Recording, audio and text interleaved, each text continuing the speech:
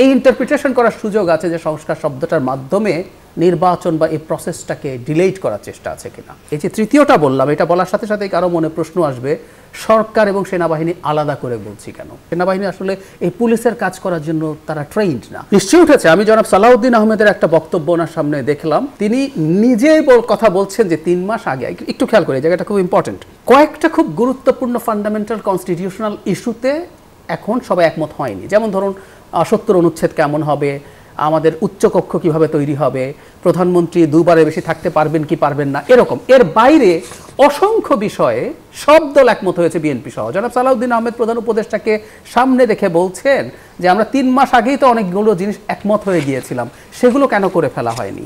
এ প্রশ্ন তো আসলে আমাদেরও। এমনকি অনেকগুলো সংস্কার আছে যেগুলো আগে ঐক্যমত্য কমিশনে পাঠানোও হয়নি, সেগুলোর কাজ আগায়নি।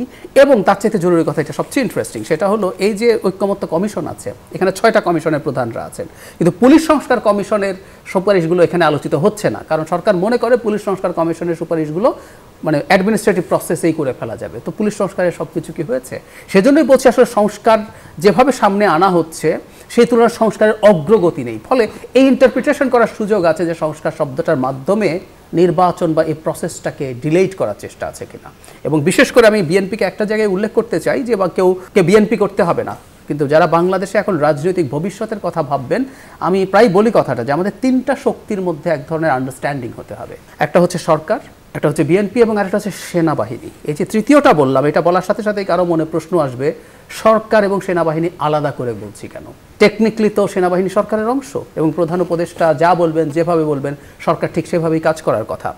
কিন্তু ৫ আগস্ট পরবর্তী সময় আমরা আসলে সেনাবাহিনীর একটা ভিন্ন ধরনের অবস্থান দেখছি, ভিন্ন ধরনের এন্টিটি দেখছি, এবং সেনাবাহিনীরও নির্বাচন কবে হবে সেটা নিয়ে বক্তব্য আছে যৌক্তিক কারণে। খেয়াল করুন, সেনাপ্রধান এর আগে একবার, কিছুদিন আগে তিনি অফিসার্স অ্যাড্রেসে যে বক্তৃতা দিয়েছেন সেটা আমরা বিভিন্ন সূত্রে জানতে পেরেছি।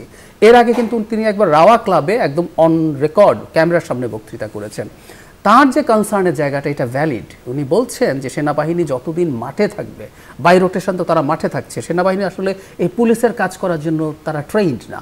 আমাদের এই সমাজের নানান অনিয়ম দুর্নীতি চলে, সেনাবাহিনী যখন পুলিশের কাজ করতে থাকবে, এক তো তার সামরিক ট্রেনিংয়ের অভাব হয়, ২ হচ্ছে সে এই প্রসেসের মধ্যে ঢুকে কিন্তু তার মধ্যে অনেক রকম অনিয়ম দুর্নীতি ঢুকে যাওয়ার প্রবাবিলিটি থাকে। সো স্বাভাবিকভাবে বাহিনী প্রধান হিসেবে তার মধ্যে এই কনসার্ন আছে। So as early as possible নির্বাচনটা হয়ে গেলে, আমাদের একটা নির্বাচিত সরকার তৈরি হলে সেনাবাহিনী নিয়ে তিনি ব্যারাকে ফিরে যেতে পারেন। সো ওনার ওই ধরনের একটা অবস্থান কিন্তু আছে।